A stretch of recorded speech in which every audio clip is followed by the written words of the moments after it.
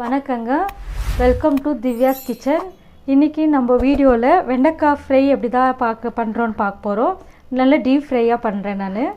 பாருங்கள், அதுக்கான வெண்டைக்காவை நல்லா வாஷ் பண்ணிவிட்டு நல்லா இந்த பீஸாக கட் பண்ணி வச்சுருக்கேன். நீங்கள் வேணும்னா உங்களுக்கு எப்படி வேணுமோ அப்படி கட் பண்ணுங்கள். ஏன்னா இதுக்கு மெலிசாக இருந்தால் தான் நல்லாயிருக்கும், மோட்டாவாக இருந்தால் நல்லா இருக்காது. பாருங்கள், இந்த மாதிரி அகலமான கடாய் வச்சுக்கோங்க. அப்போ தான் வெண்டைக்காய் ஃப்ரை பண்ணால் நல்லாயிருக்கும். நம்ம ஒரு மாதிரி குண்டாக வச்சோம்னா அது நல்லா ஃப்ரை ஆகாது. அதனால் இப்படி இருந்தால் தான் கரெக்டாக இருக்கும். நான் இப்போ இந்த மாதிரி கடாய் வச்சுருக்கேன். 1 டேபிள் ஸ்பூன் அளவுக்கு எண்ணெய் ஊற்றிடுறேன். இதில் நம்ம கடுகு, கருவேப்பிலை அதெல்லாம் எதுவும் சேர்க்க போகிறதில்ல, வெறும் ப்ளெயினாக பண்ண போகிறோம். பசங்களுக்கு எப்படி பிடிக்குமோ அப்படி. இப்போது எண்ணெய் காஞ்ச உடனே நம்ம கட் பண்ணி வச்சுருந்த வெண்டைக்காவெல்லாம் சேர்த்துடலாம். சேர்த்துட்டு கூடவே கொஞ்சம் தேவையான அளவு சால்ட் சேர்த்துக்கோங்க. சால்ட் போட்டால் கொஞ்சம் சீக்கிரமாக ஃப்ரை ஆகிடும், அதனால் சால்ட்டை போட்டாச்சு. இப்போ ஒரு வாட்டி இதை நல்லா கிளறி விட்டுலாம். நல்லா கிளறிட்டு ஸ்டார்டிங் வேணும்னா மூடி போட்டு வேக வைங்க. ஏன்னா அது மூடி போட்ட உடனே வெந்துடும், அதனால் அப்புறமா மூடியை ஓப்பன் பண்ணிவிட்டு ஃப்ரை பண்ணலாம்.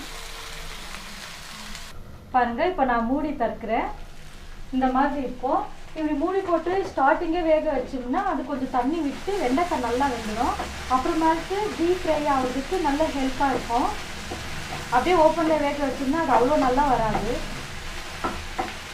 இப்போ இதை ஃபுல்லாக ஃப்ரை பண்ணணும். பாருங்கள், நான் இப்போ மூடி ஓப்பன் பண்ணுறேன். இப்போ எவ்வளோ க்ரீனாக கலரெல்லாம் மாறி இருக்குன்னு. இந்த மாதிரி மூடி போட்டு வைக்கும் போது நம்மளுக்கு வெண்டைக்காய் வெந்துடும். வெந்துட்ட மேலே அது ரோஸ்ட் ஆகிறதுக்கு கொஞ்சம் டைம் சீக்கிரம் ஆகிடும். நம்ம அப்படியே ஓப்பனில் வச்சு ஃப்ரை பண்ணோம்னா டைம் ரொம்ப நேரம் எடுக்கும், வெந்த மாதிரியே இருக்காது, ஒரு மாதிரி தீஞ்சிட்ட மாதிரி ஆகிடும். இப்போ இதை நல்லா டீரோஸ்ட்டாக பண்ணிடலாம். பாருங்கள், இப்போது இந்த வலுவலுப்பெல்லாம் போயிட்டுருக்கு, ஒரு பாதி அளவுக்கு போயிடுச்சு. இது போன உடனே இப்போ நம்ம காரத்துக்கு மிளகாத்தூள் சேர்த்துக்கலாம். கொஞ்சமாக சேர்த்துக்கோங்க. கொஞ்சமாக மஞ்சத்தூள் 2 சேர்த்துட்டு கிளறிடலாம்.